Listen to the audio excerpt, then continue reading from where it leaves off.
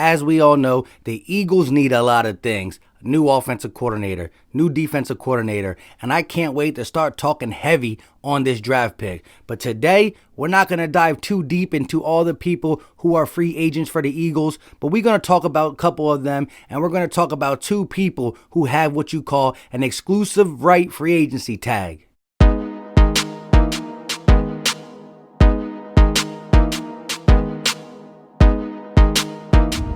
What is going on, everybody? I go by Philly Mike, and this is the Philly Talk Podcast. If you are new to the channel and love talking Philly sports every single day, we'll go right ahead and hit that subscribe button. And if you haven't done it already, hold up, wait a minute. Y'all thought I was finished? I'm just kidding.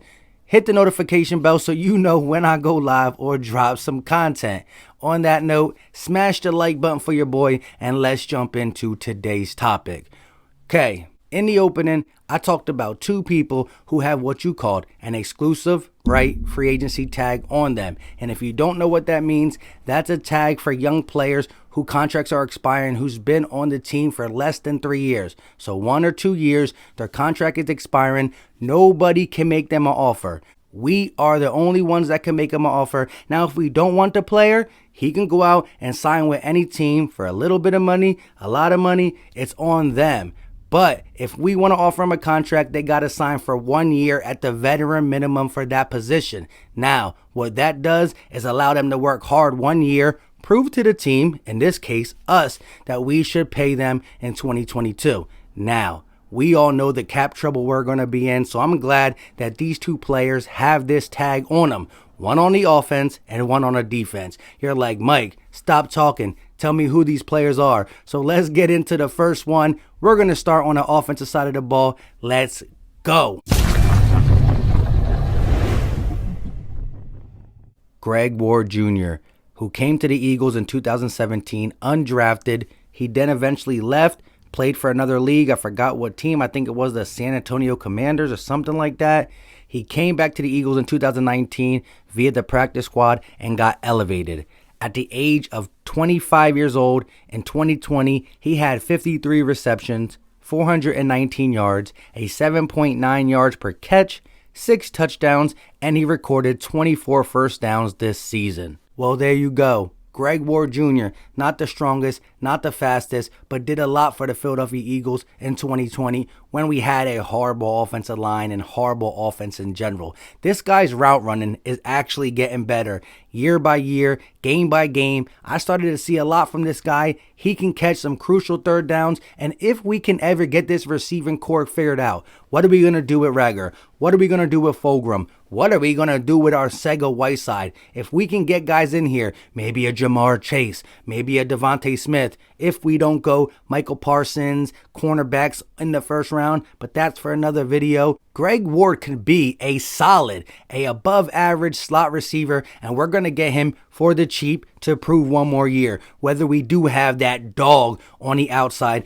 in Jamar Chase or not, I believe we're going to get him on the veteran minimum for a wide receiver with this exclusive tag, and he's going to come in and show why he should get a decent contract for 2022. Now, let's get into the other one, the second player who plays on the defense. Let's go.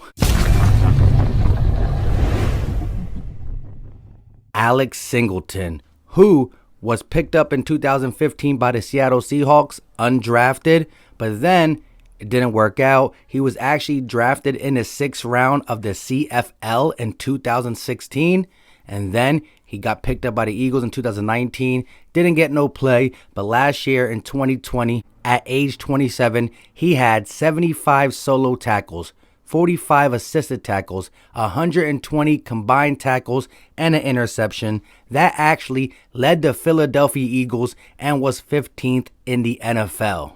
I love him. And again, he's cheap. We're going to get him on that deal where he's going to try to ball out in 2021 to prove that he deserves a spot on his team. Now, if we get Michael Parsons, if we get a linebacker in here, still, you play with 2 linebackers, sometimes 3. I would love Alex Singleton to play next a stud or just be on this team, especially under that contract with the cap problems we're in. And if he falls and he fails in 2021, well, then we part ways. everybody has a great season one year. We got to see if he can be consistent. But what he was able to do in this horrendous defense in 2020, I'm going to give him the benefit of the doubt, and I'm glad we got both Greg Ward Jr. and Alex Singleton on these exclusive right free agency tags. I mean, we got a lot of free agents we got to talk about. We're going to get in more depth on actual unrestricted free agents. Should we bring them back? Should we not? Richard Rodgers, Josh Perkins. Maybe we got to bring back one of them if we end up letting go of Zach Ertz. Not if, when, most likely. Crevion LeBlanc, Nickel Roby-Coleman, one of them, should we bring back? We know NRC was getting beat all game, all year, I should say, and Crevion LeBlanc has been injured. But if we can ever figure out the corner spot alongside a big play Slay, I mean, if we do pick a Surtain or a cornerback in this draft to go alongside of big play Slay for the outside, well, then Avonte Middix is a good starter in the slot. He stinks. I repeat, stinks on the outside, but he plays good football in this slot. So we're only going to need one backup corner, whether it be Crevion LeBlanc, whether it be Nickel Roby-Coleman, I don't know. And that brings me to Jalen Mills. Again, we need depth at outside corner, and I believe we can get this guy on a cheap deal. Whether he backs up Ronnie McLeod, whether he backs up one of the corners, whether he's just a filler piece when they go 5 wide, I don't know. He does get beat on double moves. He does miss tackles. He hasn't been good. But when you're talking about a secondary who's going to have a lot of missing pieces, Ronnie McLeod, who's hurt, who knows when he's going to get back in this following season, you might have to just pay him because he's cheap, and cheap right now fits the salary cap. Hey, I don't want to bring Jalen Mills back, but we might be forced upon doing that. I mean, we got a bunch of other peoples like Duke Riley, Boston Scott, who I believe is a restricted free agent.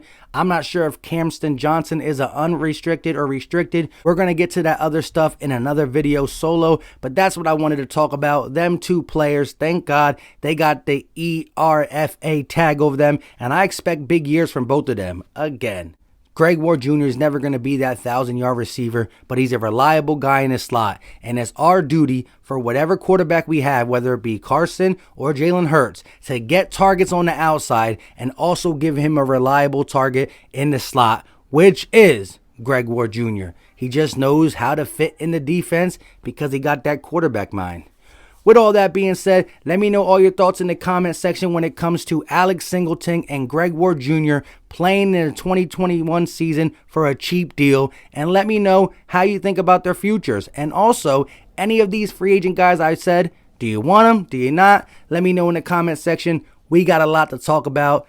I go by Philly Mike, and this is the Philly Talk Podcast. You guys know what time it is. We out.